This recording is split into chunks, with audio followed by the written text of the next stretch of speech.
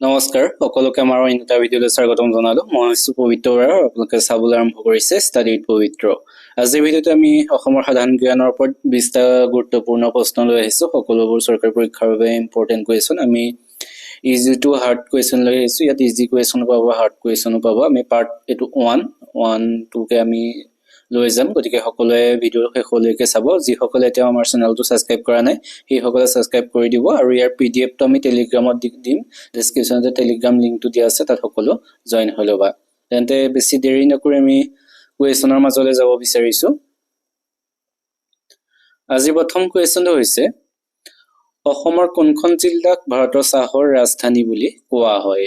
Tree capital of India বুলি কোনখনক কোৱা হয়?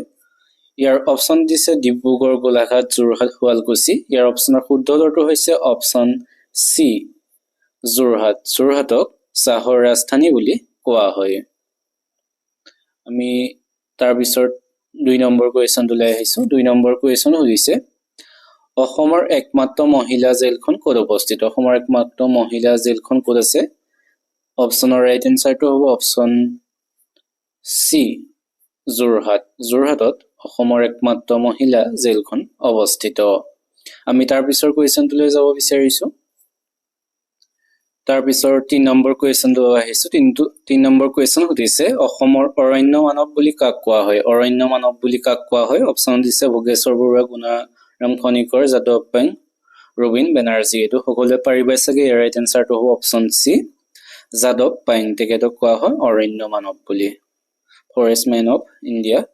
আমি তাৰপিছত আহিছোঁ 4 নম্বৰ কুৱেশ্যনটোলৈ। 4 নম্বৰ কুৱেশ্যন সুধিছে ব্ৰহ্মপুত্ৰ নদীৰ দক্ষিণ পাৰৰ উপনৈসমূহৰ ভিতৰত আটাইতকৈ দীঘল উপনৈখনৰ নাম কি?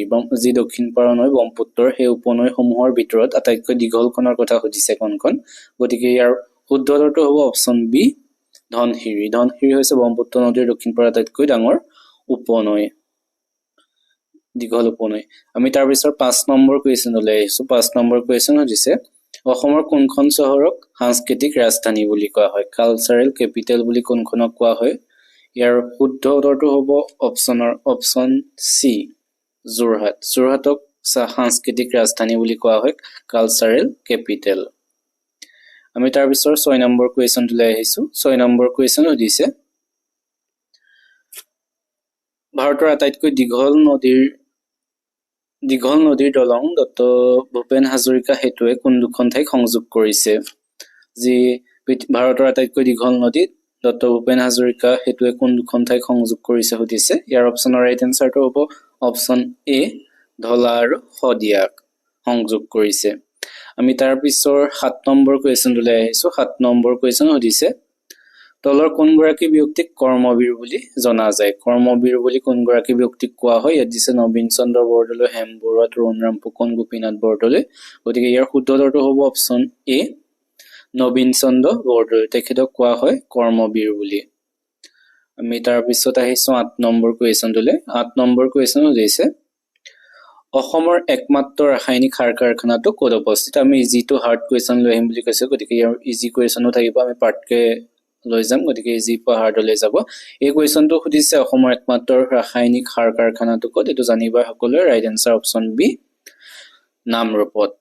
আমি তাৰপিছৰ 9 নম্বৰ কুৱেশ্যনটোলৈ আহিছোঁ। 9 নম্বৰ কুৱেশ্যন সুধিছে অসমৰ কোনটো বন্যপ্ৰাণী অভয়াৰণ্য সোণালী বান্দৰৰ বাবে বিখ্যাত? সোণালী বান্দৰৰ বাবে কোনখন বন্যপ্ৰাণী অভয়াৰণ্য বিখ্যাত? ইয়াৰ ৰাইট এনচাৰটো হ'ব অপশ্যন এ, চক্ৰশিলা। চক্ৰশিলা বন্যপ্ৰাণী অভয়াৰণ্য সোণালী বান্দৰৰ বাবে বিখ্যাত। আমি তাৰপিছত 10 নম্বৰ কুৱেশ্যনটোলৈ আহিছোঁ। 10 নম্বৰ কুৱেশ্যন সুধিছে অসমৰ কোনখন জিলা সৰ্বাধিক পৰিমাণে ৰবৰ উৎপাদন হয়? ৰবৰ উৎপাদন অসমৰ কোনখন জিলা সৰ্বাধিক পৰিমাণে হয় সুধিছে। ইয়াৰ শুদ্ধ উত্তৰটো হ'ব অপশ্যন চি, কাৰ্বি আলং।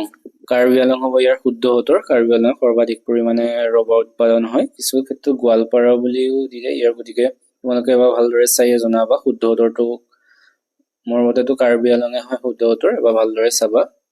আমি তাৰপিছত 11 নম্বৰ কুৱেশ্যনটোলৈ আহিছোঁ। 11 নম্বৰ কুৱেশ্যন সুধিছে অসমৰ প্ৰথমগৰাকী মহিলা IAS বিষয়া কোন আছিল? মহিলা প্ৰথমগৰাকী IAS বিষয়া কোন আছিল সুধিছে। ইয়াৰ অপশ্যনৰ ৰাইট এনচাৰটো হ'ব অপশ্যন ডি, পাৰুল দাস। তেখেত আছিলে অসমৰ প্ৰথমগৰাকী মহিলা IAS বিষয়া। আমি তাৰ পিছত আহিছো 12 নম্বৰ কুৱেশ্যনটোলৈ। 12 নম্বৰ কুৱেশ্যন সুধিছে অসমত চাহ আৱিষ্কাৰ কোনে কৰিছিল?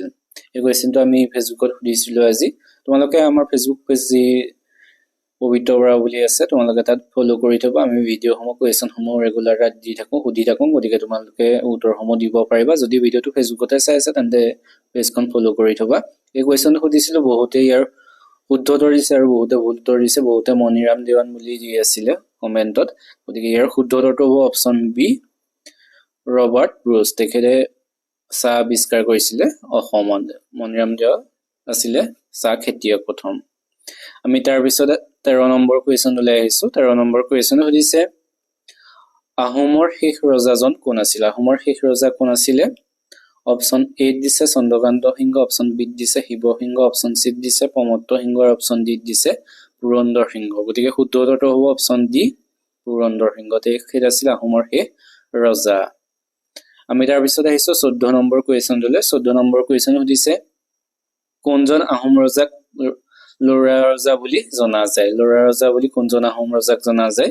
ইয়াৰ শুদ্ধ উত্তৰটো হ'ব অপশ্যন এ, চুলিগোভা। চুলিগোভাক লৰা ৰজা বুলি জনা যায়। আমি তাৰ পিছৰ কুৱেশ্যনটোলৈ যাব বিচাৰিছো। তাৰ পিছৰ 15 নম্বৰ কুৱেশ্যন। 15 নম্বৰ কুৱেশ্যন সুধিছে অসমীয়া সাহিত্যত উপন্যাস সম্ৰাট বুলি কাক কোৱা হয়? উপন্যাস সম্ৰাট বুলি অসমীয়া সাহিত্যক কাক কয়? গতিকে ইয়াৰ শুদ্ধ উত্তৰটো হ'ব অপশ্যন বি, ৰজনীকান্ত বৰদলৈ। তেখেতক কোৱা হয় উপন্যাস সম্ৰাট বুলি। আমি তাৰ পিছৰ 16 নম্বৰ কুৱেশ্যনটোলৈ আহিছো। 16টো সুধিছে প্ৰথম অসমীয়া কথাছবি জয়মতী কেতিয়া মুক্তি লাভ কৰিছিল?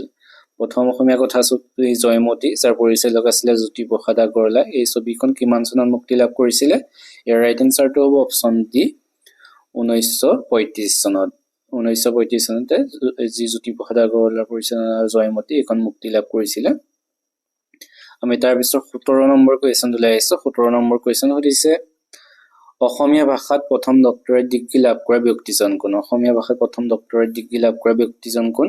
Right answer option A, Banikanta Kakati. তেখেত হৈছে অসমীয়া ভাষাত প্ৰথম ডক্টৰেট ডিগ্ৰী লাভ কৰা ব্যক্তি। আমি তাৰ পিছত আহিছো 18 নম্বৰ কুৱেশ্যনটোলৈ। 18 নম্বৰ কুৱেশ্যন সুধিছে অসমৰ কোনখন জিলাক আহোমৰ শেষ ৰাজধানী বুলি কোৱা হয়? শেষ ৰাজধানী, আমি শেষ ৰজা গম পালো পুৰন্দৰ সিংহ, গতিকে শেষ ৰাজধানী কি কোৱা তোমালোকে? ইয়াৰ অপশ্যনত 4টা দিয়া আছে, শিৱসাগৰ, তেজপুৰ, যোৰহাট, গোলাঘাট। এই কুৱেশ্যনটো তোমালোকৰ বাবে ৰাখিছো। ইয়াৰ শুদ্ধ উত্তৰ এ, বি, চি নে ডি শুদ্ধ হয়, কোনটো কমেণ্ট কৰিবা সকলোৱে। আমি তাৰ পিছৰ 19 নম্বৰ কুৱেশ্যনটোলৈ আহিছো। 19 নম্বৰ কুৱেশ্যন সুধিছে গোপীনাথ বৰদলৈক কোনে লোকপ্ৰিয় উপাধি দিছিল? লোকপ্ৰিয় উপাধি কোনে প্ৰদান কৰিছিল গোপীনাথ বৰদলৈক? ইয়াৰ শুদ্ধ উত্তৰটো হ'ব অপশ্যন চি, জয়ৰাম দাস দৌলতৰাম। তেখেতে গোপীনাথ বৰদলৈক লোকপ্ৰিয় উপাধি প্ৰদান কৰিছিল। তাৰ পিছত আহিছো 20 নম্বৰ কুৱেশ্যনটোলৈ। 20 নম্বৰ কুৱেশ্যন সুধিছে অসম কৃষি বিশ্ববিদ্যালয় কোনখন জিলাত অৱস্থিত? অসম কৃষি বিশ্ববিদ্যালয় ক'ত আছে? অপশ্যন দিছে ডিব্ৰুগড়, যোৰহাট, কামৰূপ, নগাঁও। ইয়াৰ শুদ্ধ উত্তৰটো হ'ব অপশ্যন বি, যোৰহাট। যোৰহাটত আছে অসম কৃষি বিশ্ববিদ্যালয়। এইকেইটা আছিল আজি কুৱেশ্যন। আজি যি আমি 20টা কুৱেশ্যন কৰিলো, 20টাৰ ভিতৰত তোমালোকে কিমানটা শুদ্ধ উত্তৰ দিছা সকলোৱে কমেণ্ট কৰিবা। ইয়াৰ ছেকেণ্ড পাৰ্টটো সোনকালে আমি আনিবলৈ চেষ্টা কৰিম, অহা কাইলৈ মানে। গতিকে সকলোৱে চেনেলটো ছাবস্ক্ৰাইব কৰি থব আৰু ইয়াৰ PDF টো পাবৰ বাবে তোমালোকে ডেছক্ৰিপশ্যনতে টেলিগ্ৰাম লিংকটো দিয়া আছে, অথবা তোমালোকে গৈ চাৰ্চ কৰিব পাৰা ষ্টাডিত পবিত্ৰ বুলি আছে, তাত PDF সমূহ দি থকা হয়। সকলোৱে তাত গৈ জইন হৈ ল'বা, তাতে PDF সমূহ পাই যাবা। তেন্তে আজিলৈ ভিডিঅ'টো ইমানে, ধন্যবাদ।